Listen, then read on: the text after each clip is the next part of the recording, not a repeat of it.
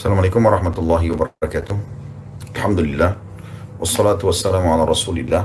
Segala puji dan puja kehadirat Allah subhanahu wa ta'ala, juga salawat dan taslim kepada Nabi besar Muhammad sallallahu alaihi wasallam. Saudaraku seiman, kita ketemu lagi dalam acara kita di malam hari.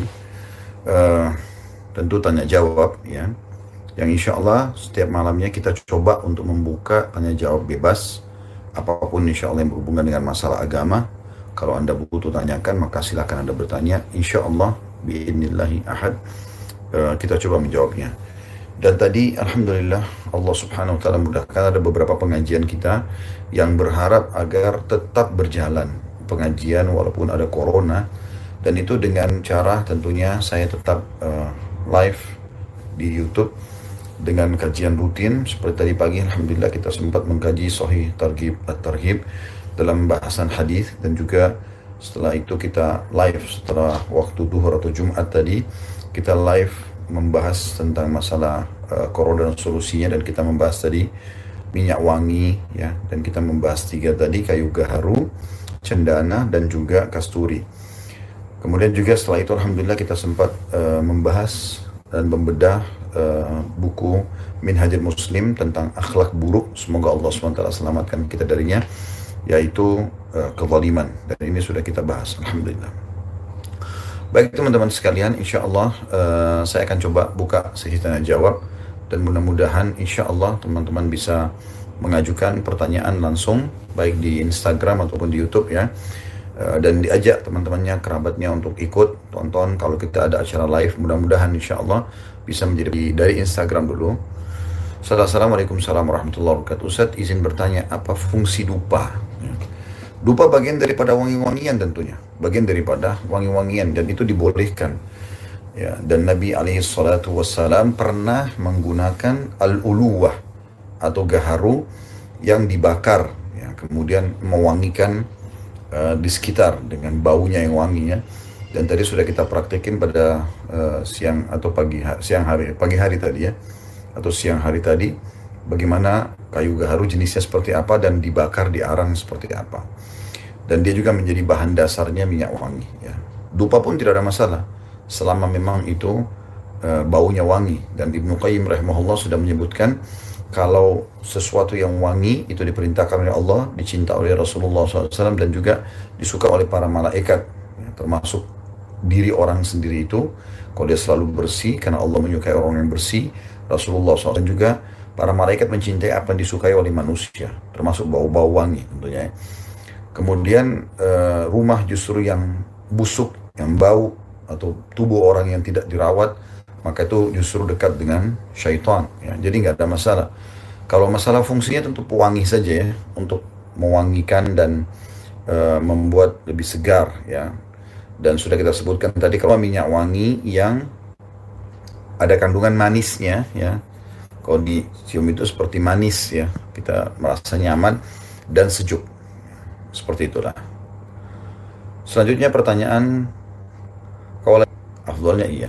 Tentu pendapat tentang masalah harus wudu kalau membaca Al-Quran ini banyak sekali ya. Ada yang mengatakan wajib membaca Al-Quran, wajib wudu pada saat baca Quran. Ada yang mengatakan sunnah wudu pada saat baca Al-Quran. Ada yang mengatakan tentu tidak masalah, tidak wudu pun, yang penting jangan ada halangannya, seperti misalnya haid, ya, nifas, ya, jangan ada itu. Kalau itu insya Allah tidak ada, maka tidak ada masalah. Jadi kalau Anda berpegang pada pendapat pertama yang mengatakan bahwasanya wajib untuk wudu ya, membaca Al-Quran, maka tentu di sini kalau batal Anda wudu lagi ya. Tapi kalau Anda berpegang pada yang sunnah, maka juga hukumnya sunnah tentunya. Hukumnya juga sunnah ya, Allahu a'lam. Jadi kalau saya pribadi masih berpegang pada pendapat yang mengatakan sunnah tetap. Selanjutnya Assalamualaikum warahmatullahi wabarakatuh. Disiksa ya, sabda Nabi SAW jelas masalah itu. Kata Nabi SAW, kalau orang mukmin meninggal dunia, maka akan datang kepadanya 3 sosok malaikat. 1 malaikat maut di ubun-ubun kepalanya, dan 2 malaikat kasih sayang yang ada di kiri kanannya yang membawa kain kafan dari surga. Kalau dia orang beriman ya, kemudian malaikat di atas kamu. Setelah itu ruhnya keluar seperti air keluar dari mulut kendi, kata Nabi SAW. Kemudian belum sesaat keluar ditangkap atau dipegang oleh malaikat rahmat, dibungkus dengan kain kafan dari surga lalu dibawa ke langit. Begitu naik ke langit tentunya, setiap menembus 7 lapis langit di atas kepala kita ini, para malaikat berkata, ruhnya siapa ini? Sungguh mulia ruh ini. Kata Nabi SAW, karena ruh itu mengeluarkan bau lebih wangi dari bau kasturi. Dan semoga insya Allah kita termasuk tentunya. Kemudian para malaikat mengatakan, semoga Allah melewatkan ya ruh ini di sisi kami. Lalu kemudian terdengar suara dari langit, Allah berfirman, catatkan hambaku ini termasuk ahli surga, kembalikan dari dunia, karena di sana saya ciptakan, di sana pula saya akan bangkitkan. Lalu kemudian dikembalikan ruhnya bersama jasadnya diantar oleh kerabatnya atau orang-orang yang mengantarnya. 3 langkah mereka pulang meninggalkan kuburan tersebut. Dia masih sempat adanya malaikat lalu mendudukkan dia dan menanyakan kepadanya pertanyaan yang sudah masyhur. Siapa Tuhanmu? Siapa Nabimu? Apa kitabmu? Maka kalau dia orang beriman, kata Nabi SAW, dia akan masuk dalam firman Allah, A'udzu billahi minasyaitonir rajim, yutsabbitullahu alladhina amanu bil qawli tsabiti fil hayatid dunya. Allah akan menetapkan di lisan orang-orang beriman untuk menjawab di dunia, maksudnya di kuburan di sini lebih tepatnya kata sebagian ulama tafsir, dan di akhirat, dan di akhirat. Nah, di akhirat di sini maksudnya adalah maaf, di dunia, maksudnya di dunia kalau ditanya tentang hukum-hukum agama, dan di akhirat maksudnya di alam barzakh atau di kuburan.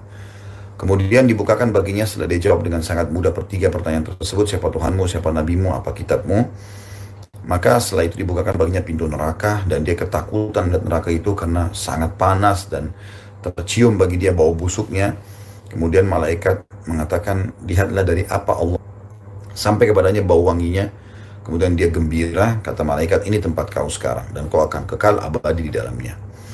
Maka setelah itu datang orang di sebelahnya, tampan, bersih, wangi, di kuburan ya ini. Maka dia pun sempat kaget sambil mengatakan, siapa kamu ini? Sungguh sempurna ciptaan Allah pada dirimu. Maka dia pun berkata, saya adalah amal soleh yang akan menemani kau sampai hari kiamat. Kemudian setelah itu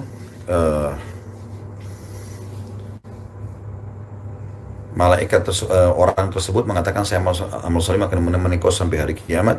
Lalu kemudian diluaskan kuburannya seluas pandangan matanya, dan Allah berfirman kepada para malaikat, ya, bentangkanlah jalannya, ya, atau bentangkanlah permadaninya dari surga. Maka terciumlah bau wangi surga kepadanya, dan dia menikmati itu setiap pagi dan petang. Nah, kita masuk ke pertanyaan tadi, bagaimana dengan orang kafir? Kata Nabi SAW, sebaliknya, kalau dia orang kafir, maka akan datang kepadanya malaikat. Yang malaikat itu 3 malaikat, 2 malaikat penyiksa di kiri kanannya, dan 1 malaikat mau di ubun-ubun kepalanya. Sambil mengatakan malaikat tersebut, hai jiwa yang busuk, keluarlah kepada murka Tuhanmu. Maka ruh itu tidak mau keluar, berantakan dalam tubuh orang tadi. Kemudian malaikat maut mencabut dengan keras, ya, ruhnya itu dicabut dengan keras. Ibaratnya bulu domba yang dililitkan di bulu domba yang basah dililitkan di pohon berduri lalu ditarik dengan keras sehingga berantakanlah bulu domba itu. Nah, di sini teman-teman sekalian, setelah ditarik dengan keras, belum sesaat keluar, kata Nabi SAW, dibungkus dengan kain kafan dari neraka oleh 2 malaikat penyiksa. Dibawa ke langit. Pas tiba di langit pertama saja, ini sungguh buruk roh ini.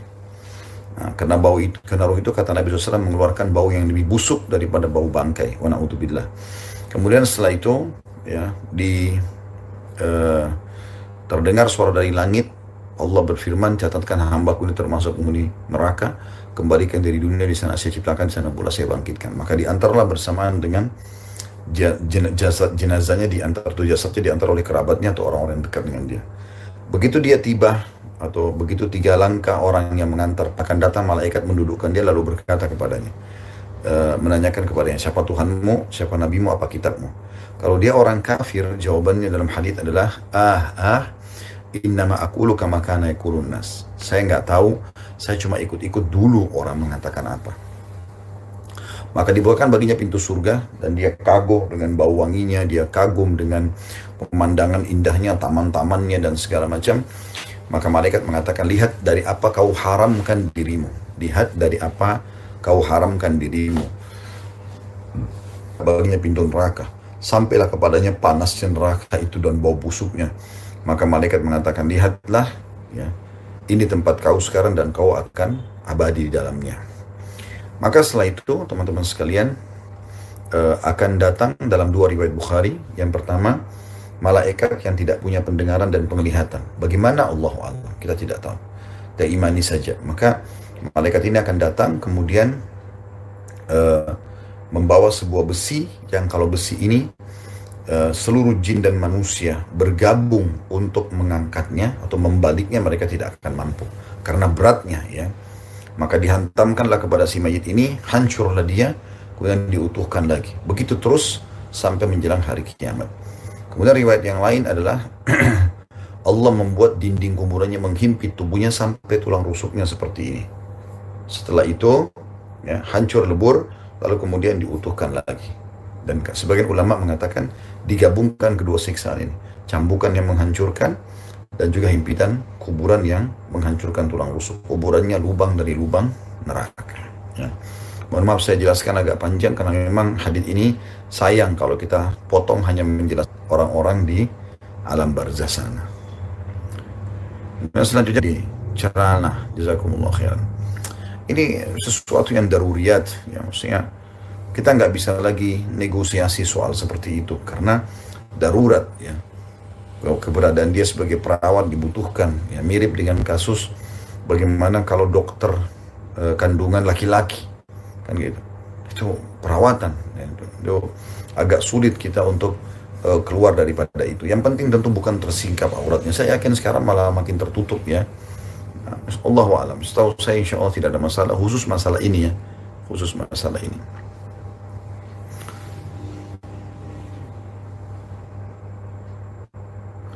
Setelah salam, Ustaz, orang tua saya sakit stroke, sudah 2 tahun nggak bisa bicara. Pertanyaannya gimana solusinya? Kalau saran saya, stroke ini masih bisa diobatin, ya, sebenarnya. Saran saya teman-teman coba untuk bekam, ya, coba untuk bekam, coba cari teman-teman pembekam yang ahli di bidangnya. Insya Allah di Indonesia tidak asing soal itu, mungkin Anda juga bisa search di Google, mudah-mudahan insya Allah akan keluar nama-nama mereka, ya. Atau tempat-tempat praktek yang tepat, apalagi kalau bisa dipanggil, ya, maka itu sangat baik. Coba dibekam.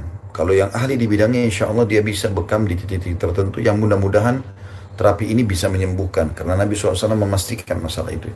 Kesembuhan pasti di 3, yaitu yang pertama saya bekam, maksudnya tadi keluarin darah itu, ya, sekarang juga sudah menggunakan jarum, kemudian madu dan juga kai, ya, kai. Dalam masalah ini saran saya untuk orang stroke menggunakan ketiga pengobatan ini.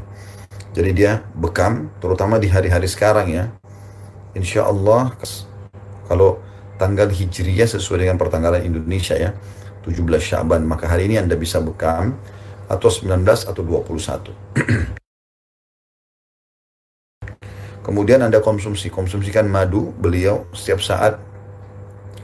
Lalu bisa sedikit diruqyah, dibacain ayat-ayat ruqyah, ya, seperti misalnya Al-Fatihah, ayat kursi, Al-Ikhlas. Coba Anda kai. Nah, kai ini menggunakan besi panas, memang harus ahlinya, ya. Saya pernah lihat sendiri ada orang di Saudi, teman-teman sekalian, itu stroke, nggak bisa bergerak sama sekali. Kemudian digunakanlah semacam alat, mungkin sudah dijual model baru sekarang, ya.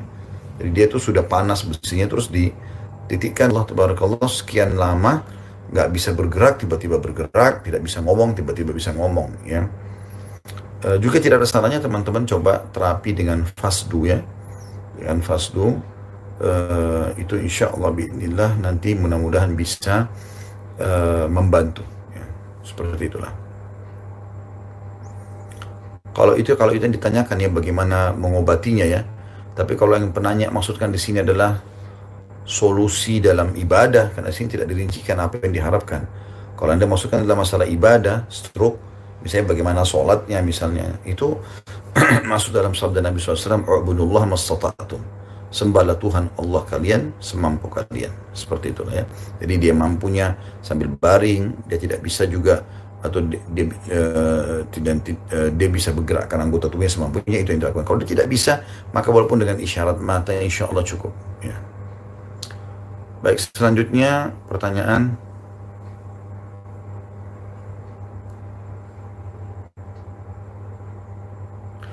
Salam.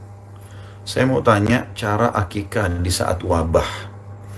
Anda amanahkan saja kepada rumah-rumah makan yang mengelola itu ya. Insya Allah paket akikah banyak. Paket akikah. Kami pun di restoran Ajwad masih melayani masalah itu ya. Jadi tinggal amanahkan saja. Misal anak saya laki-laki, tolong ini saya amanahkan. Nanti juga bisa dialokasikan oleh eh, tempat di tempat itu. Misalnya Anda ada di luar kota, Anda mau di kota lain misalnya yang bisa melakukannya. Kan yang penting penyembelihannya dan pembagian dagingnya itu kan sunnahnya ya. Anda tidak harus memakannya kecuali memang Anda di lokasi kota yang sama. Nah, biasanya itu dari restoran sudah dijual dengan paket makanan dan sudah di packing sehingga mudah untuk mudah untuk dibagikan ya, mudah untuk dibagikan. Kalau Anda di daerah Jabotabek, insya Allah Anda bisa kontak ke tempat kami ya, 08 satunya 3 kali 330 0909 atau 1010 ya. Itu insya Allah bisa dibantu oleh teman-teman nanti. Ya, selanjutnya pertanyaannya, hukum berwudu tanpa busana gimana Ustaz? Kalau di kamar mandi Anda sendirian tidak ada masalah ya. Yang asal jangan tempat umum gitu kan. Kalau tempat umum itu berdosa. Tapi kalau Anda lagi mandi sendiri, ya ada masalah. Insya Allah nggak ada masalah. Bahkan saya pernah membahas dalam bab wudhu itu ya. Kalau kita lagi di kamar mandi sendirian, maka kita bisa leluasa menjalankan sunnah Nabi SAW. Dalam hadis disebutkan, sesungguhnya perhiasan. Jadi anjurannya adalah kalau misalnya sampai sini pergelangan, dilebihkan. Gitu kan. Kalau sampai siku, dilebihkan. Gitu, dilebihkan. Sampai mata kaki, dilebihkan. Dan itu kesempatan kita kalau lagi mandi. Seperti itulah ya. Juga dalam sebuah hadis Nabi SAW, sesungguhnya umatku akan datang pada hari kiamat, tempat-tempat wudunya akan mengeluarkan cahaya ya, dari bekas wudu ya. Maka siapa yang bisa memanjangkan jamahannya, lakukanlah. Maksudnya dilebihkan supaya tentu akan kena semuanya ya. Seperti itu, maksudnya akan kena cahaya itu akan kena air wudu di sini maksudnya ya. Kemudian selanjutnya,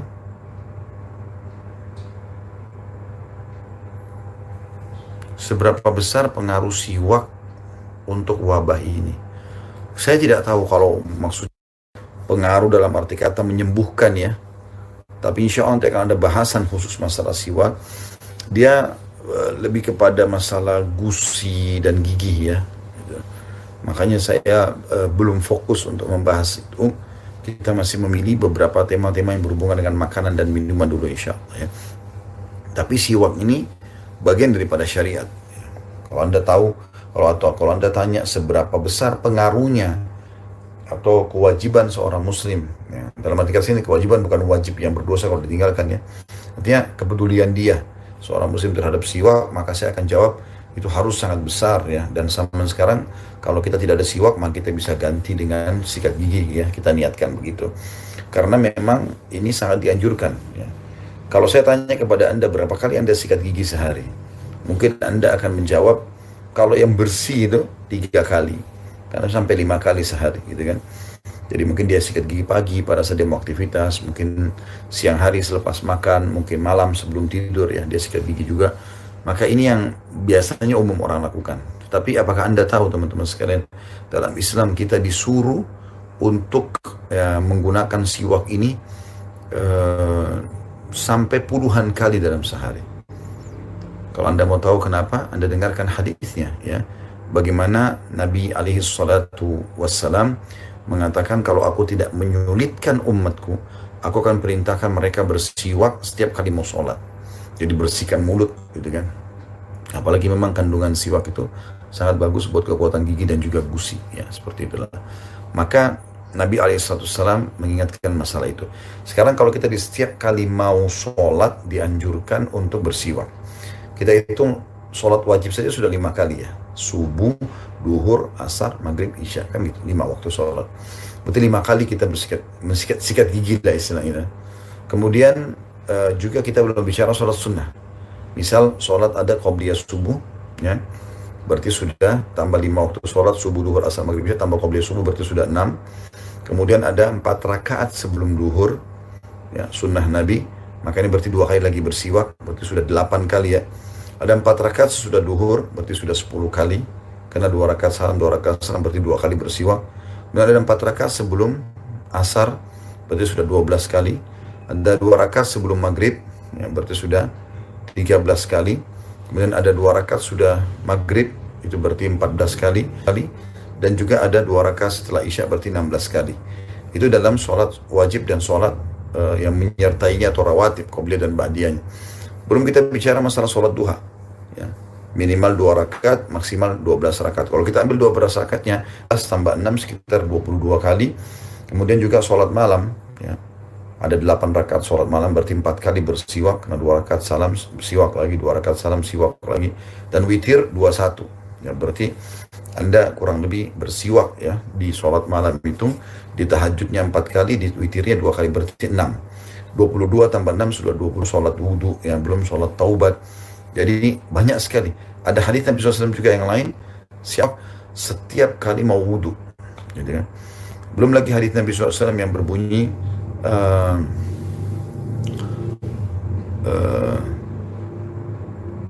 atau bukan Nabi yang menyebutkan, riwayat ya. Dikatakan kalau Nabi SAW setiap kali, kata seorang sahabat, setiap kali Nabi SAW ingin masuk ke dalam rumahnya, maka beliau selalu bersiwak pada saat mau interaksi dengan pasangannya, karena menjaga bau mulut ya, seperti itulah. Jadi banyak sekali manfaatnya. Selanjutnya di sini pertanyaan,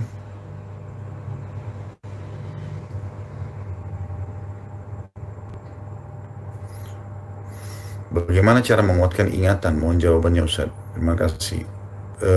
Sering melatihnya. Jadi otak kita ini tergantung bagaimana Anda sering melatih. Makanya dalam Islam itu kita ada jumlah angka, ada hafalan, ya, seperti misalnya tawaf 7 kali, sa'i 7 kali, ya gitu. 7 lapis langit, 7 lapis bumi, ya. Kemudian 7 surah awal yang panjang, atau sabu tiwal dalam Al-Quran, itu kan disebutkan. Allah Subhanahu Wa Taala Maha Kuasa, ada hitungan ya. Kemudian kita lihat dalam ayat Al-Quran, untuk melatih hafalan kita, ada surah Ar-Rahman yang sering terulang, fabi ayyi ala'i rabbikuma tukadziban, gitu kan. Dan ini teman-teman sekalian tentu saja melatih ya hafalan kita. Ada wadduha, ada wasyamsi waduhaha, ya. Dan ada beberapa yang lainnya. Ini semua memang untuk melatih akal kita atau hafalan kita. Dan kita dalam Islam disuruh menghafal. Ya, terpujilah orang yang hafal Al-Quran, terpuji orang yang baca doa-doa. Bahkan memang kita harus hafal seperti bacaan sholat. Nggak mungkin kita nggak hafal gitu kan. Kita harus menghafal bacaan-bacaan sholat itu. Kita juga harus menghafal ilmu yang kita pelajari. Jadi memang dengan cara melatihnya. Setahu saya begitu. Makanya yang saya tahu ya, untuk sebagian orang mengadakan terapi supaya tidak stroke ya, dan tidak pikun kalau orang-orang sudah tua, biasanya sengaja disuruh ajak untuk menghafal, membaca gitu, seperti itu. Jadi kalau ada pemahaman yang mengatakan bahwasanya orang kalau sudah tua sebaiknya tidak, ini pemahaman yang keliru. Ya, saya masih terus melatih untuk selalu menghafal. Coba kita menghafal, berusaha. Itu sangat baik ya. Baik, saya akan pindah ke YouTube insya Allah pertanyaannya. Yang pertama di sini, bolehkah wanita haid berwudu? Saya pernah singgung itu ya. Setelah salam tentunya waalaikumsalam. Kalau yang saya tahu boleh, jadi tidak ada masalah dengan wudu. Seperti misalnya wudu pada saat mau tidur ya, itu termasuk bagian daripada syariat walaupun dalam kondisi haid.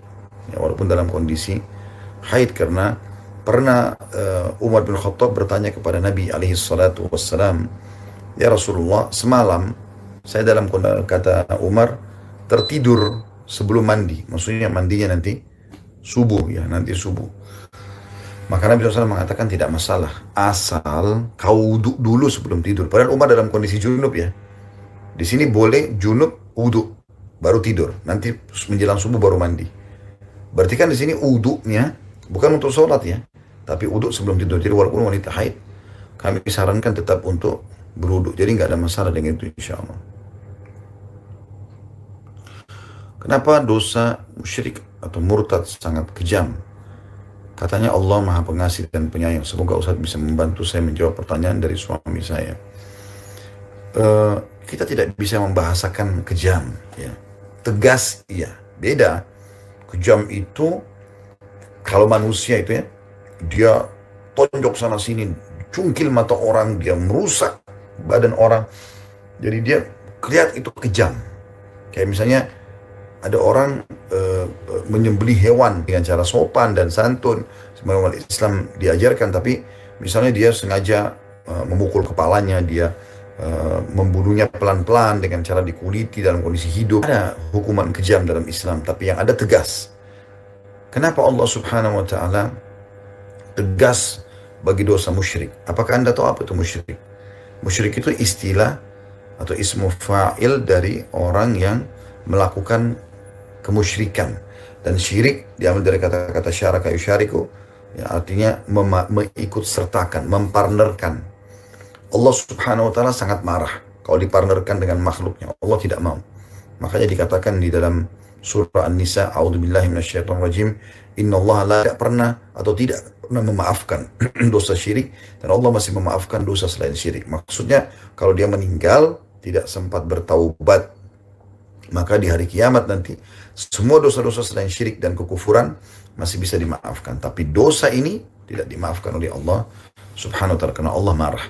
Dalam sebuah hadis Bukhari, kata Nabi SAW, Allah berfirman, wahai anak Adam, kalau kau datang padaku hari kiamat membawa sebanyak bumi, ya, dosa, sementara kau tidak berbuat syirik kepadaku, maka aku pun akan mendatangkan pengampunan sebanyak itu untuk membersihkan kesalahanmu.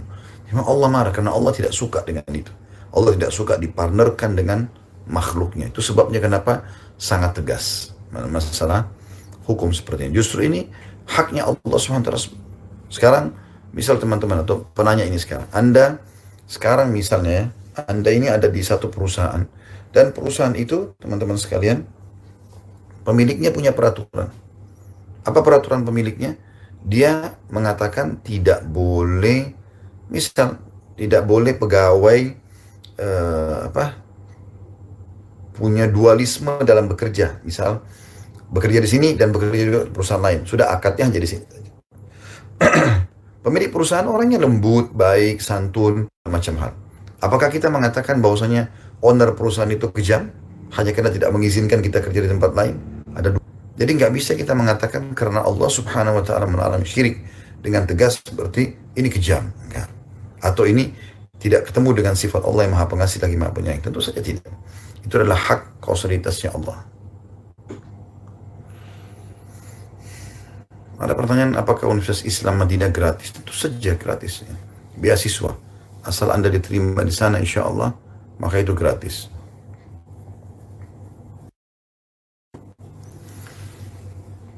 Ustadz, kalau kita sudah membangun istana di surga, tapi kita ternyata masuk neraka, bagaimana atau istana yang punya kita? Allahu a'lam. Ada Allah pemiliknya. Saya tidak tahu akan diapakan istana Anda kalau Anda misalnya meninggal dalam keadaan kafir. Ya, tadinya sudah beramal soleh, sudah banyak istana di surga, tapi ternyata malah masuk ke neraka, atau dia murtad dari Islam sehingga masuk kekal di neraka. Kalau Anda seorang Muslim dan Anda memang punya masalah dalam dosa dan harus masuk neraka dulu, na'udzubillah, maka istana Anda tetap Anda akan datangi nanti. Suami saya mu'allaf dan ortunya budak. Suami saya bertanya, kenapa dia boleh menghormati orang tuanya kenapa dia tidak boleh menghormati orang tuanya hanya dengan pegang dupa, dalam kurung tidak berdoa. Katanya Allah Maha Pengasih, kenapa pegang dupa saja saya masuk dosa syirik atau murtad? Tidak, saya tidak pernah kita mengatakan dengan Anda pegang dupa itu, ya misalnya memfasilitasi orang tua, ya memfasilitasi orang tua Anda dengan memegang dupanya berarti Anda syirik. Enggak, tergantung. Kalau Anda sudah faham hukumnya, bisa jadi murtad gitu. Artinya Anda seperti mendukung dosa itu. Karena dia lagi berbuat kesyirikan, nggak boleh gitu kan. Allah Subhanahu wa taala Tuhan. Anda sebagai mu'allaf sekarang masuk Islam, faham nggak masalah itu? Kalau Anda mendukung orang tua Anda dengan cara memberikan dupa, membantu dia menyembah berhala, patung, berarti Anda sama saja mendukung dia untuk menyembah selain Allah Subhanahu wa taala. Sementara yang kita harus lakukan adalah kita mengajak dia untuk supaya ikut ke dalam agama Islam. Faham, nggak ada pencipta di langit dan bumi kecuali Allah. Kan begitu. Nah, kalau Anda memfokus masalah ini, ya, kita akan coba buka lebih lebar lagi bahasannya. Maksudnya begini, eh, Islam membolehkan toleransi. Bukan cuma boleh, tapi masih kena ada beberapa dalam masuk hal yang wajib ya. Seperti misalnya bakti dengan orang tua. Walaupun orang tua Anda kafir, Anda wajib berbakti. Bakti itu artinya memberikan yang terbaik. Pelayanan, makanan, minuman, pakaian, transportasi. Kasihlah dia yang terbaik. Kan gitu. Kemudian juga kerabat, saudara, ponakan, ya, anak, siapa saja. Anda tetap boleh silaturahim dengan mereka. Anda boleh menjenguk mereka kalau sakit. Anda boleh membantu mereka kalau mereka susah. Membangunkan rumahnya, melunaskan utangnya. Kan banyak yang bisa dilakukan. Satu saja yang Islam larang kok. Masalah keyakinan, kita udah harus prinsip dasarnya, kuliah ayu, a'udzubillahi minasyaitonirrajim, kuliah ayyuhal kafirun. Katakanlah hai Muhammad kepada orang-orang kafir itu. La a'budu ma ta'budun. Saya tidak sembah. Saya tidak akan ikut-ikut ritual apa yang kalian sembah. Wala antum abiduna ma'bud. Kalian pun tidak usah ikut-ikutan sembah apa yang saya sembah. Gak usah ikutin ritual saya. Khusus ritual, kita sendiri-sendiri. Allah ulangi lagi. Wala ana abidum ma'abadtum. Saya juga tidak akan pernah mengikuti apa yang kalian lakukan. Ya. Wala antum abiduna ma'bud. Kalian juga tidak usah ikut-ikut apa yang saya lakukan. Lakum dinukum walidin. Ini konsep dasarnya. Kalian punya agama, punya. Jadi mungkin penyampaian orang yang menyampaikan kepada suami ibu ini ya keliru. Kalau menurut saya mungkin dengan bahasa-bahasa langsung vonis ya. Kekafiran itu, mohon maaf, kekafiran itu teman-teman sekalian hanya akan disampaikan dan ditegakkan pada seseorang kalau sudah sampai padanya argumentasi. Udah jelas ya bahwasanya dia memang ya telah melakukan perbuatan syirik itu. Baru ditegakkan padanya istilah kekafiran itu ya. Jadi di sini dilihat kalau Anda melakukan perbuatan kufur, apakah telah tegak pada Anda argumentasi, udah sampai pada Anda hujjah, dalil yang itu. Kalau belum ya sudah, berarti belum ada itu. Ya, belum sampai kepada tingkat kekufuran. Setelah Assalamualaikum warahmatullahi wabarakatuh, Ustaz, apa hukum jauh dari istri dan orang tua dikarenakan tugas luar kota? Mohon sarannya Ustaz, apakah saya harus cari kerja lain supaya bisa dekat dengan keluarga? Tentu saja jauh lebih baik ya. Kalau Anda bisa dekat dengan keluarga itu, Masya Allah. Itu sebuah nikmat yang besar. Jadi Anda bisa memberikan hak orang tua, Anda bisa memberikan hak istri, kan gitu. Jadi saran saya memang harusnya dekat. Tapi kalau tidak bisa, maka Anda bisa berikan pengertian kepada orang tua, kepada istri. Istri bisa diajak sama anak-anak kalau memang Anda punya kemampuan. Orang tua mungkin didatangin, dipenuhi kebutuhannya, seperti itulah. Jadi kalau Anda bisa dapat kerjaan lebih dekat, jauh lebih baik tentunya. Allahu a'lam.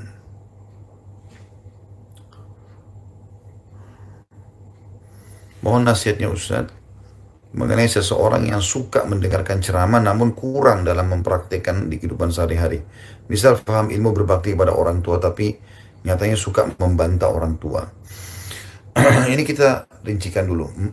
Ilmu yang tidak dipraktikin itu ilmu wajib atau ilmu sunnah. Kalau kayak tadi dikasih contoh ini masalah bakti sama orang tua itu kewajiban. Harus dia praktekin, tidak bisa tidak. Dan memang tidak boleh dia bantah orang tuanya. Kalau dia bantah berarti tidak bermanfaat ilmu yang dia pelajari. Ya. Karena Nabi SAW bersabda, ridho Allah fi ridho walidain. Ridhonya Allah di ridhonya kedua orang tua. Wa sukhtullah fi sukhtul walidain. Dan murkanya Allah justru oleh penanya sini. Tentu saja dia harus faham masalah ini. Gak boleh dia main-main soal itu ya. Tapi kalau yang dimaksudkan ilmu agama dalam hal sunnah, misalnya dia sudah tahu hukum sholat duha, tapi dia belum kerjakan, maka itu tidak berdosa. Dia hanya kehilangan keutamaan saja. Ya, Allahu a'lam.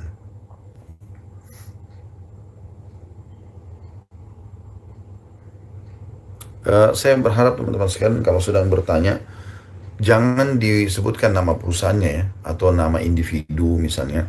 Ya baik dihindari, karena saya tidak akan jawab soal itu. Saya hanya akan jawab secara global. Seperti itulah. Yang menjahitkan pakaian dengan model yang akan menampakkan aurat konsumennya. Sementara pakaian itu atas permintaan konsumennya sendiri. Jadi begini, ini butuh rincian. Kalau kayak di negara-negara Timur Tengah, kayak misalnya di Saudi ya, Memang di jalan-jalan pun tidak ada perempuan yang tidak berhijab. Karena kalau tidak berhijab, peraturan pemerintah mereka bisa dihukum kan gitu. Sehingga tukang-tukang jahit bebas menerima orderan. Baik itu pakaian yang sudah jadi atau pakaian untuk santai di rumah, lebih terbuka lah. Karena kan juga istri di rumah butuh pakaian-pakaian yang mungkin bahasa langsungnya seksi, yang bagus, yang terbuka buat suaminya. Dan itu bisa terjadi. Dan mereka juga butuh itu tentunya. Mereka juga butuh itu. Nah, itu dibolehkan saja. Bahkan silakan Anda jual. Di Saudi tidak asing kita kalau masuk ke dalam toko-toko pakaian kita akan temukan ada baju-baju tidur wanita misalnya terbuka. Itu umum. Tetapi kalau kayak di Indonesia, di negara kita dan kita tahu dia pasti bukan pakai sama suaminya, dia bukan pakai di rumahnya tapi dia pakai di pinggir jalan misalnya di tempat umum, maka ini tentu berdosa. Ya, tidak bisa sama sekali kita mengatakan bahwasanya ini halal ya karena memang akan dipakai terbuka auratnya. Dan dari sisi mana kita bisa mengatakan, oh dia nggak berdosa kok. Toh terserah orang yang mau pakai, kan nggak mungkin. Anda sudah tahu dia akan pakai untuk itu. Ya, Allahu a'lam. Jadi baik jangan diambil orderan seperti itu ya. Assalamualaikum warahmatullahi wabarakatuh. Bagaimana sikap saya menghadapi sindiran kakak kandung yang bilang kalau saya nggak memudahkan urusan orang lain karena saya nggak tanda tangan pengajuan bank beliau karena bapak sudah meninggal dan mau pakai sertifikat rumah inti. Saya tidak mengerti maksudnya tanda tangan apa. Oh mungkin Anda maksudnya dengan tanda tangan Anda akhirnya bisa keluar uang ya. Mungkin untuk mengambil uang pinjaman dari bank konvensional gitu. Nah itu tidak usah dipedulikan sindiran itu. Bilang karena ini haram dalam Islam. Begini akhi dan ukhti. Kalau ada sesuatu yang Anda sudah yakin itu tidak boleh dalam Islam, perkuat argumentasi Anda. Dengan cara, coba kumpulan artikel-artikelnya. Sehingga kalau ada orang bertanya, Anda punya hujah yang kuat. Anda punya hujah yang kuat untuk menyampaikan, ini loh, saya tidak lakukan karena ini. Gitu. Saya bertemu beberapa hari yang lalu, subhanallah, dengan beberapa orang yang Masya Allah punya utang puluhan miliar. Dia bilang, Ustaz, saya sudah putus asa, tapi akhirnya Allah SWT mudahkan. Saya ketemu dengan beberapa teman-teman yang ternyata teman-teman ini memotivasi ya, untuk bisa untuk bisa keluar dari utang ini. Bagaimana caranya? Saya tanya. Dia bilang dengan cara saya datang ke bank, saya pelajari dulu tentang masalah hukum riba itu nggak boleh, ya termasuk membayar bunga bank. Tapi supaya adil, saya pun membawa argumentasi tentang wajibnya saya bayar utang.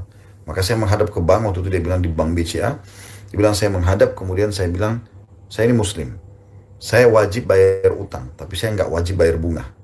Kalau Anda setuju saya bayar utang saja tanpa bunga, maka saya akan lanjutkan, seperti itu. Dan akhirnya disetujui 4,9 miliar utangnya atau bunganya dimaafkan. Dan itu bisa berjalan. Jadi maksud saya gini, mungkin Anda bisa jadikan sebagai kesempatan untuk mendakwai saudara Anda tadi, supaya sampai kepada beliau gitu ya. Bahwasanya memang ini adalah sesuatu yang haram, jadi saya nggak bisa. Ya, kalau darurat mungkin Anda bisa cari solusi lain, misalnya bantu dia untuk menemukan pembeli ya, dari kalangan orang-orang muslim yang baik-baik, mungkin yang Anda sholat di masjid ya. Terus tanyakan kalau di sini ada nggak orang-orang yang mampu di masjid ini, di masjid-masjid dekat rumah atau di masjid besar di kota Anda.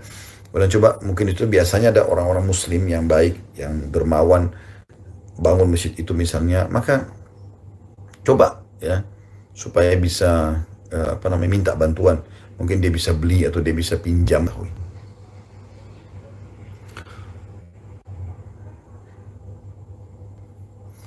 Setelah Assalamualaikum warahmatullahi wabarakatuh, guruku, saya bukan guru, kita cuma teman sama-sama, akhi dan ukhti ya. Saya bukan guru, saya bukan seorang yang layak untuk dipanggil dengan gelar-gelar seperti ini. Tapi kita menjalankan firman Allah SWT. Fadzakir fa inna dzikra tanfa'ul mu'minin. Saling memberikan peringatan, karena peringatan bermanfaat bagi orang beriman. Saya ada problem di usaha saya, intinya dia mau membayar sisa pembayaran jasa saya. Intinya dia tidak mau, maaf. Saya ada problem di usaha saya, intinya dia tidak mau membayar sisa pembayaran jasa saya. Apa yang harus saya lakukan? Sementara jika ditagih sudah susah, mohon dijawab. Ini cobaan dalam kehidupan Anda. Cuma yang perlu Anda ketahui, kalau ini cuman saya berbagi ya sama akhi yang bertanya ini. Eh, saya tidak pernah temukan orang ya, selama hidupnya belum pernah ditipu orang, belum pernah misalnya diganggu orang, belum pernah menghadapi cobaan-cobaan. Dari kecil itu orang sudah mulai ada cobaan-cobaan, mungkin diganggu oleh saudaranya, diganggu oleh temannya. Sudah begitu kehidupan dunia. Begitu juga kita. Jadi Anda bukan satu-satunya orang teman-teman sekalian yang jasa Anda tidak dibayar misalnya, atau piutang Anda tidak diselesaikan oleh orang yang utang misalnya. Orang mengalaminya. Maka kalau saya pribadi menyarankan yang pertama jadikan bahan muhasabah, introspeksi diri. Kenapa kira-kira ujian ini datang kepada saya? Wudu, sholat 2 rakaat, mohon kepada Allah Subhanahu wa taala, ya Allah, kalau seandainya perkara ini sebabnya adalah dosaku, maafkanlah dosa-dosaku, gitu kan. Kalau ini belum rezekiku, mohon kepada Allah Subhanahu wa taala. Dan jadikan sebagai bahan muhasabah. Karena dengan bermuhasabah teman-teman sekalian, kita akan nanti punya gambaran, Allah Subhanahu wa taala akan berikan gambaran dalam diri kita kalau oh ini benar atau ini salah, seperti itulah ya. Kemudian yang kedua, Anda coba duduk, negosiasi, nego aja. Kalau misalnya dia utang, dia belum bisa bayar sekarang, baik, kira-kira kapan mau dibayar? Ya, kira-kira apa solusinya? Diskusilah, Anda juga sambil pikirkan solusinya. Coba mudahkan dalam arti kata berikan tenggang waktu, berikan solusi, mungkin dia bisa bayar sekian kali, kan gitu. Contoh, misal, seperti itulah. Itu saran saya. Tapi kalau betul-betul dia bangkrut atau dia fasik, buruk sekali orang ini, memang penjahat, ya sudah Anda tawakal Allah, anggap itu adalah sedekah. Insya Allah Allah Subhanahu wa taala akan menggantikan itu. Insya Allah.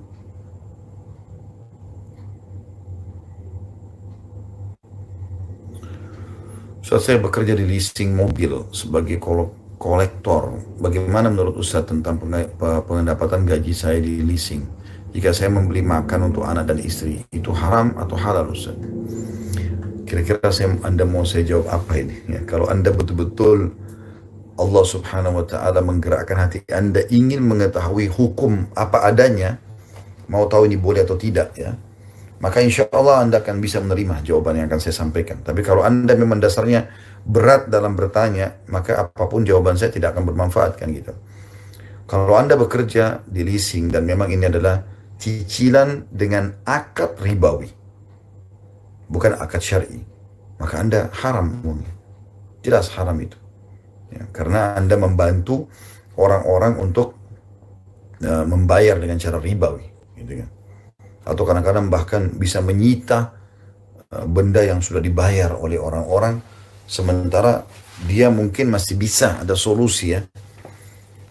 Baik, bagaimana cara membedakan akad syar'i sama akad ribawi? Dalam akad itu, kalau ribawi, misal saya begini, saya mau beli mobil, saya nggak ada duit, saya bisa datang kepada seorang muslim yang saya kenal, atau saya datang ke lembaga ya, bisa seorang muslim atau lembaga saya datangin. Kemudian saya ya, mengatakan pada orang itu, saya ingin membeli mobil harganya 200 juta. Saya nggak ada duit, bisa nggak saya dibelikan? Misal teman saya bernama Ahmad misalnya, saya bilang Ahmad bisa beliin saya nggak? Lalu Ahmad mengatakan, bisa Khalid saya belikan, tapi dengan syarat ya. Nah, dia bilang dengan syarat, saya akan jual kepada kamu mobil yang saya beli 200 juta itu untuk kamu, jadi 220 juta misalnya. Terus saya deal, saya mengatakan baiklah, saya setuju, nggak ada masalah, saya setuju dengan itu. Nah dengan saya setuju, dan dia pun misalnya membagikan atau memberikan kemudahan, misalnya dia mengatakan, baik kalau begitu bayar saja misalnya 36 bulan, ya, 3 tahun atau 2 tahun misalnya, seperti itulah. Maka itu terjadi akad cicilan yang boleh gitu kan. Tapi kalau akadnya adalah si fulan, misal melalui lembaga leasing atau perbankan, si fulan membeli mobil, bukan membeli mobil biasanya akadnya, si fulan misalnya perbankan mengutangkan ya, kepada fulan jumlahnya misalnya 200 juta, yang akan dibayar setiap bulannya misal 10 juta dengan bunga sekian. Nah ini jadi riba. Dan Nabi SAW melaknat orang yang terlibat dalam masalah riba ini, kan berat gitu ya. Saran saya Allahu alam, Anda coba ikhtiar, saran saya supaya hatinya tenang ya.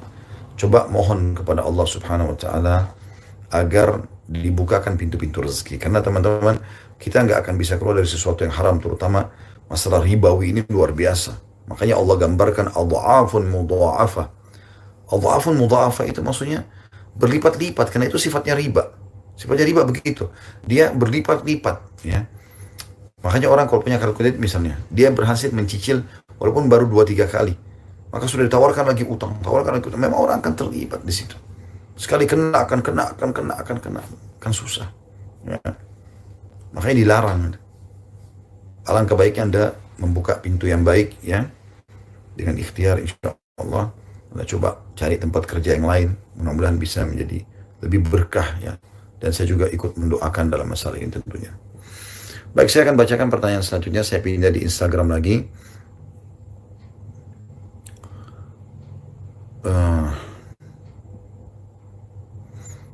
Apakah aplikasi Al-Quran yang sering Ustaz rekomendasikan di setiap ceramah itu apa namanya ya, atau apa namanya ya? Saya sudah cari. Yang saya tahu, yang saya pakai Nakhtim namanya. Nakhtim.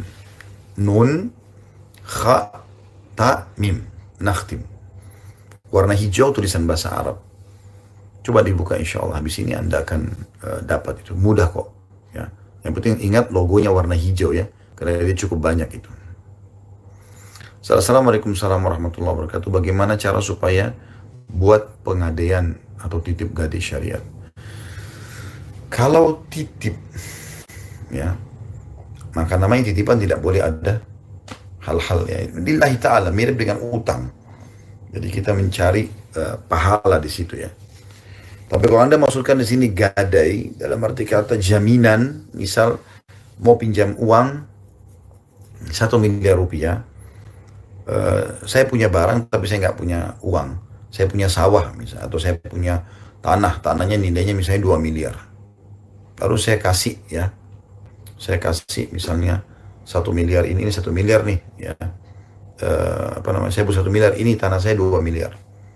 Digadekanlah surat tanah itu. Nah kemudian saya ambil 1 miliar. Kesepakatannya 1 bulan. Ternyata 1 bulan saya belum bisa bayar. Di sini apa yang bisa dilakukan oleh saudara yang tadi meminjamkan uang 1 miliar kepada saya? Boleh dijual, ya, boleh dijual. Jual, misal laku 2 miliar, ya. Maka kalau laku 2 miliar, maka Anda ambil uang Anda yang 1 miliar, 1 miliar kembalikan kepada pemilik tanah. Nggak boleh diambil semua, gitu. Seperti itu. Apa hukum, Assalamualaikum warahmatullahi wabarakatuh.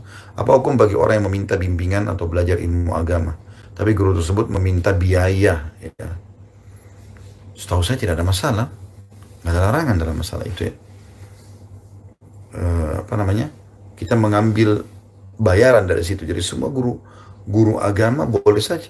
Dosen-dosen di kampus mengajar jurusan agama, mereka boleh tentunya minta bayaran tertentu. Kecuali kalau misalnya memang tidak masuk akal ya. Ya misalnya dia mau mengajar tapi kalau dibayar sekian. Saya pengen nikah, cara dapat jodoh Subhanahu wa ta'ala. Yang kedua, ambil kriteria ya yang dimaksudkan. Kriteria yang dimaksudkan dalam hadis ya. Nabi SAW menekankan semua laki-laki dalam sebuah hadis yang mulia, tungkahul mar'ah di arba'ah. Wanita dinikahi karena 4 umumnya. Limaliha karena hartanya, lihasabiha karena keturunannya, ya, lijamaliha karena kecantikannya, walidiniha dan karena agamanya. Fadfar bidzati din taribat yadak. Dahulukan yang beragama, hidupmu akan tenang, seperti itu.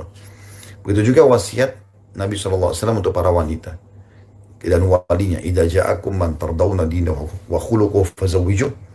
Kalau datang kepada kalian yang kalian ridhoi akhlak dan agamanya, maka nikahkanlah dia. Ya, jadi agama yang didahulukan. Ini dulu yang kedua. Setelah berdoa, Anda juga yang kedua, cari kriteria yang beragama. Ya, ini yang penting, cari kriteria yang beragama. Ya.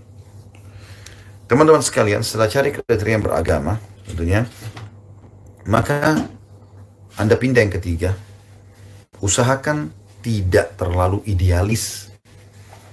Karena Ada orang subhanallah, saya pernah temukan begitu ya. Ada orang tidak menikah-nikah. Umurnya sudah sangat 60 tahun lebih, mendekati 60 tahun tidak menikah. Kalau ditanya kenapa? Karena saya mau cari seperti ibu saya. Ya susah. Allah cuma ciptakan ibunya satu gitu kan. Nggak mungkin.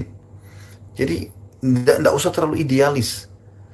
Kita menikah, kalau ada orang, mungkin Anda pengen tinggi, putih, begini, begitu, begini, begitu. Nggak ada. Datangnya bukan seperti itu. Ada orang, ada kesempatan itu, ada Allah. Allah lebih tahu tentang masalah siapa yang lebih cocok gitu ya. Ini. Kemudian teman-teman yang keempat, eh, jangan pernah membuka pintu maaf, karena ada pengaruh setelah itu dalam kehidupan. Ya, mudah-mudahan Allah SWT jauhkan kita semua dari masalah itu ya. Saya mau belajar pakai cadar walau kadang-kadang masih sering dibuka ya, seperti itu mungkin. Eh, Pendapat tentang cadar dua. Ada yang pertama mengatakan itu adalah sunnah, ada yang mengatakan wajib. Ya, dua itu. Kalau yang mengatakan wajib, maka Anda sekali pakai ya pakai udah. Tawakal Allah. Jangan diubah-ubah lagi. Kalau yang mengatakan sunnah, maka Anda masih boleh coba seperti ini. Jadi pakai kapan Anda merasa kayaknya saya buka dulu itu masih boleh saja. Tapi kalau saya pribadi berpegang pada pendapat pertama, saya masih cenderung kepada wajibnya. Karena banyak sekali manfaatnya cadar itu. Wanita kalau bercadar, karena kulitnya juga memang lebih sensitif dari laki-laki. Dengan dia bercadar, maka lebih aman. Subhanallah sekarang ini, di Eropa, ditemukan di masa-masa corona kayak kita sekarang, justru mereka mengatakan wanita yang paling aman adalah muslimah. Karena mereka pakai cadar. Ini pengganti masker yang luar biasa. Sekarang orang lagi sibuk dengan masker. Selain daripada itu memang karena kulitnya beda sama laki-laki. Kami ini, saya dengan teman-teman ikhwah di sini mengikuti acara kita. Laki-laki semua kami diciptakan memang untuk sholat berjamaah di masjid, jihad, cari nafkah, ya, macam-macam lah. Memang di luar rumah, ngantar jenazah gitu kan. Perempuan memang Allah buat hamil, melahirkan, ya. Maka dia positif. Makanya kalau keluar dia butuh sunblock, dia butuh ini, dia butuh itu. Maka dengan ditutup ini jauh lebih aman, jauh lebih terjaga. Allahu a'lam, ya. Jadi seperti itu kurang lebih jawaban saya ya. Ustadz, apa kita sebagai perantau ketika orang tua menyuruh pulang, kita harus tetap pulang, namun masih terkendala dengan pekerjaan? Tergantung disuruh pulang kenapa dulu oleh orang tua. Ya, kalau orang tua, Anda lihat orang tua Anda hanya sekedar karena kangen saja ya, mau ketemu. Kenapa ibu dan ayah suruh saya pulang? Oh kami kangen nak misalnya. Oke, coba ambil cuti di kantor, pulang, temuin mereka. Biasanya karena orang tua itu cuma kangen kota ini misalnya. Ibu sama ayah nggak mau kamu jauh. Ya sudah, Anda tawakal Allah. Ikuti saja orang tua. Karena pernah ada sahabat teman-teman sekalian datang kepada Nabi SAW masih muda. Orang tuanya masih hidup. Dan orangnya kekar, kuat. Dia mengatakan, ya Rasulullah, saya ingin berjihad sama Anda. Lalu Nabi SAW lihat dia masih muda. Nabi SAW bertanya, apakah kedua orang tua masih hidup? Dia bilang, iya ya Rasulullah. Kata Nabi SAW, pulanglah dan berjihadlah dalam berbakti kepada keduanya. Nanti peluangmu masih banyak kok untuk jihad. Sekarang kau bakti dulu dengan orang tuamu. Batas umurnya ada, seperti itulah ya. Jadi seperti itu jawaban kami. Ada banyak salam dari teman-teman dari Malaysia dan Singapura. Kami mudah-mudahan bisa bergabung selalu sama teman-teman di Indonesia ya. Nah, insya Allah bisa mengikuti dan menyelesaikan waktunya. Dan ada juga kalau punya pertanyaan silahkan ditulis insya Allah ya. Tanya bagaimana tentang wanita, bagaimana hukumnya wanita yang bermarga dalam kurung Arab nikah dengan laki-laki yang saja. Kenapa tidak? Boleh saja. Bilal radhiyallahu anhu dari Afrika, kulit hitam. Istrinya dari Quraisy. Jadi karena Nabi SAW menikahkan dengan itu. Jadi tidak ada sama sekali larangan masalah itu. Tetapi memang ada anjuran Nabi SAW. Ada anjuran Nabi SAW itu, wa ankihul akfa'a minkum. Nikah dengan orang yang sepadan dengan kalian. Bisa masuk dalam makna sepadan sini adalah sesuku. Misal, tidak usah kita bicara Arab dengan bukan Arab. Kita bicara misalnya, saya misal dari Bugis, dari Sulawesi Selatan. Kalau saya punya pilihan menikah sama Bugis, atau dengan saya menikah dengan Jawa misalnya. Terus kemudian saya cenderung, udah saya pilih Bugis aja. Kenapa? Karena satu bahasa, ya satu cita rasa lah, makanan-makanan juga sesuai. Teman-teman juga di Jawa gitu, oh saya di Jawa, udah saya nikah sama orang Jawa aja. Karena merasa lebih cocok bahasanya segala macam tradisinya. Adaptasinya tidak terlalu repot. Nah itu namanya akfa, kufu. Kalau Anda mau nikah lintas daripada suku Anda, boleh dalam Islam. Tidak ada masalah. Tetapi memang butuh adaptasi. Butuh adaptasi ya. Seperti orang Indonesia nikah sama bule misalnya. Jauh sekali dia melangkah. Kita di sini biasa makan tempe, sayur asam, gado-gado. Bule nggak biasa makan itu, gitu kan. Mereka keju, mereka segala macam. Kita di sini sepanjang tahun nggak ada dingin salju atau apa. Di mereka biasa itu. Ya ini butuh adaptasi. Bisa, bukan tidak boleh. Tapi butuh adaptasi. Jadi kita juga tidak bisa menyalahkan kalau ada orang yang mengatakan, oh enggak, saya mau nikah sama suku saya saja. Nikah, maka boleh saja. Kenapa tidak gitu? Ya, Allahu a'lam.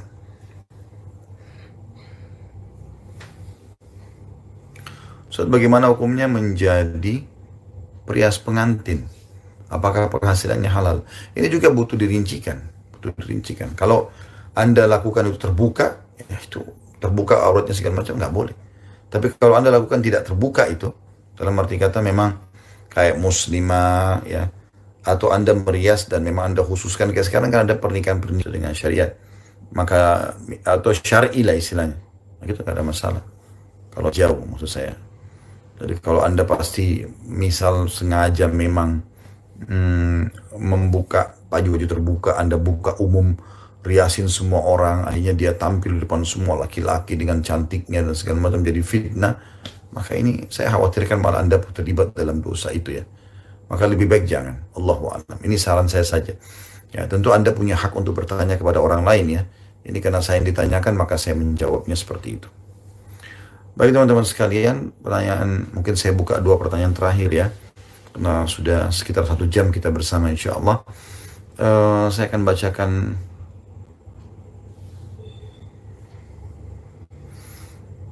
bagaimana kuliah kedokteran bagi wanita menurut pandangan Islam. Boleh, tidak ada masalah, nggak ada larangan. Di zaman Nabi SAW itu ada seorang wanita yang dikenal sebagai perawat atau tepatnya dokter wanita lah ya, yang Nabi SAW panggil khusus untuk mengobati. Saya ingin berbagi ya. Ini bahasa dari hati ke hati supaya bisa difahami sebenarnya. Jangan sampai ukhti muslimah, Anda membengkalikan kewajiban utama Anda diciptakan oleh Allah SWT, yaitu berbakti sama orang tua kalau belum menikah dan kepada suami kalau sudah menikah. Ini baik pada saat Anda sudah punya anak. Itu tugas utama. Jadi jangan terlalu banyak sibukkan diri di luar. Karena pengobatan pun sebenarnya tugasnya laki-laki. Sampai ulama membolehkan fatwa resmi, boleh kalau dokter kandungan laki-laki. Jadi tidak harus perempuan, tetapi Anda juga boleh, bukan tidak boleh tentunya.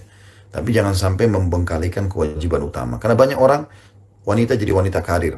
Tapi apa yang terjadi? Dia bengkalikan tugas utamanya, rumah tangganya dan seterusnya. Kan gitu. Allahu a'lam. Baik, saya tutup dengan pertanyaan terakhir ya.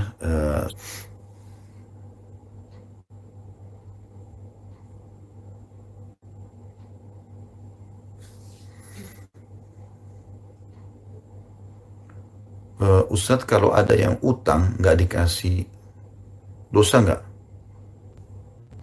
Karena orang itu nggak pernah bayar kalau utang.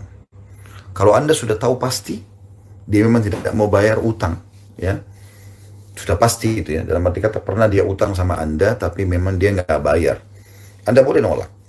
Nah, utang itu boleh nolak. Ya, dia beda dengan sedekah. Kalau sedekah dianjurkan untuk tidak menolaknya.